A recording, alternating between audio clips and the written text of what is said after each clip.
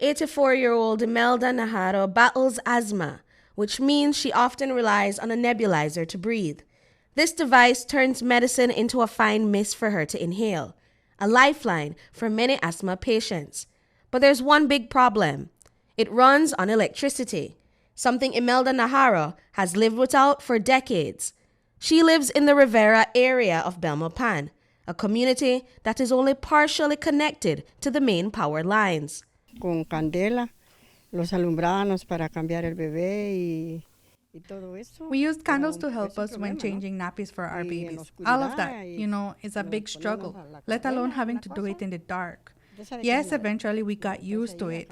At the start, we were a bit scared, I'll admit. But we had to get used to things like this.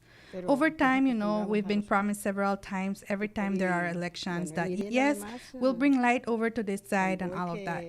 But to this day, that hasn't happened. We need the light. And like I've said, I am asthmatic, so I have to put on this machine. So my daughters have to always try and figure out who has a car to bring it over for me, because a daughter of mine also uses oxygen. So yes, we really need electricity here. Just a few doors down is Diana Pacheco's home. She grew up in the community, and now as an adult, she is advocating for power to be brought to the neighborhood. She explains that for about 2 years, she's been in discussion with area representative Oscar Mira and Belize Electricity Limited to fully electrify the community. However, progress has been slow.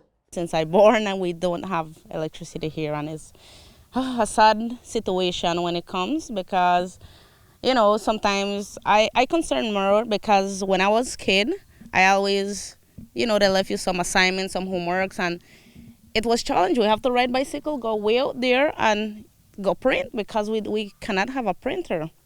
So now I have grown and see this same issue, and now I see my nephews, I see neighbors, which have the same issue that we pass and we struggle. Pacheco claims that she was advised to privately connect her home, something that many families in the community cannot afford to do. I went to BL and I went and asked for a private estimate, because they told me they cannot bring the light because it's like 6 poles more that they need so the light can be here. So they told me I need to do it privately, which I did a letter for them, and I'm still trying to go more far in there. According to residents, there are at least 40 families in the community that remain without access to electricity. Patrocina Rivera cares for her 94-year-old mother, who uses a nebulizer and an oxygen concentrator to treat her respiratory conditions. Y fui con don Oscar Mira, dice que él no puede arreglar nada aquí porque aquí son como... I went to Oscar Mira a time, and he said he couldn't do anything for us back here because we're way too far. He told us we have to apply for the electricity, and we have applied many times. We filled out many applications, including the social security information from the people here, and nothing has worked. My mother sometimes needs oxygen, and so sometimes I have to put her in the car and take her to my daughter's in Salvapan so she can take her treatment. We need the light here. When people ask me where I live, I always say the abandoned place, because that's the reality. We are abandoned. El abandono, le digo yo, porque así es, estamos abandonados. Residents say the lack of electricity is taking a toll.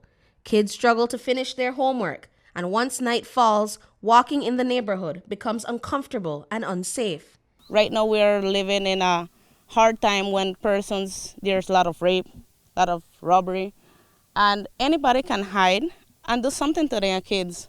Who can protect them? There's no light.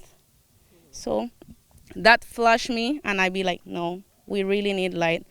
Also, when it comes to, the hot weather, we cannot enjoy something cold because we don't have fridge.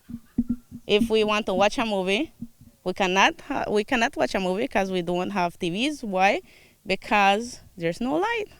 Ironically, just a few years ago, Imelda Najarro was gifted a free refrigerator by area representative Oscar Mira, a refrigerator that's been sitting idle ever since, waiting for the day it can finally be plugged in. Britney Gordon for News 5.